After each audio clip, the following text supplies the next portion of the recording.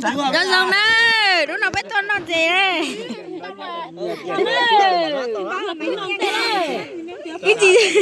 Cái gì dễ lấy tiểu nhung gà để cho bớt dễ nó một lời bớt để dễ đây.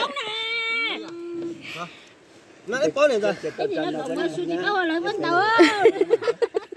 Tao muốn tàu. Lúc bé nó cho ta lọc bỏ đi. Mới chờ đây mới sát tiếp theo hủ lúa con. Sao chở này, bố chơi bố lại. Chở rồi bố là nồi. Rồi chú chơi lên, nói cho cái gì? Bí bé cho mà nó đua lúc bé. Cái gì cho nó tận như trong tận như. Bé cho mà nó bé. Trời lo ba. Là. Anh chở anh mà chở Ta ta mới có lòng chừng ấy. Trong chuyện nó có dạy tạo ra chuyện nó. Nó gì đó. Cái chuyện gì đó lúc phải chú đó. Có tròn tao cũng nè hả? Tròn nọ này. Có. Dạy rồi nè. Ủa lúc mà mua nè. Giờ này cho con hậu này nè, bé hòn tàu từng à. Trâu nó lo hết. Ba đây. Chúng tàu te mấy đá chụp chụp. Nó lo mà.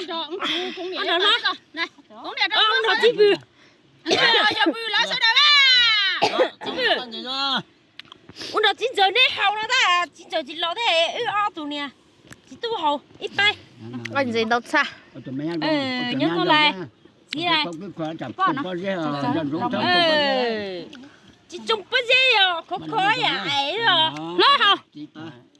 Nó mà. Nó hậu bánh dài, lâu thế lại. Cái mẹ tròn hả? Con nè, nhớ con lại gì này?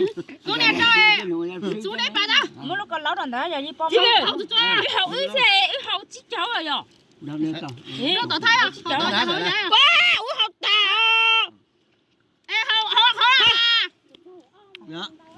Chị cho. Con nó mày Nhớ con là chị này. Chờ cha mua, cho nó biết cho mình muốn nọ lo. Họ bán từ đó nè tụ. Nè, bao lâu nè, dù mình à. Em đừng núp bê cho nhá, bây giờ mình một cái hạt tàu tuôn nào thế này. Dạ. Nhớ đây này, nhớ đây. Chính chúa chỉ nhóc khó khó. Rồi thay giờ dù chỉ hay khó một tí. Rồi thế đâu chả hết chứ. Cho nhá thế này. tỏi xa tại ni mất ni tỏi lẻ rồi. Giờ này con gái này có tao lẻ thế nè. Mới là gì nè nè. Mà chỉ cho Chứ ở nó sắp cho bộ kia đấy đó. nè, ông bộ dù chỉ ở sắp bộ. Tôi học quá để cho dân tu à. Đã tìa. Cú nè. Ở đây pussy nè. Tu nó nè. Tu nó nè. Quay. Có gì ta cho. Wow. Anh chỉ ta cho nó uống đi. Chính tu luôn nó sẽ tu luôn tàu ồ. Chị này ý leo yo ấy chú. Mà qua tiền học cái nào mà ấy thì học chính rồi á.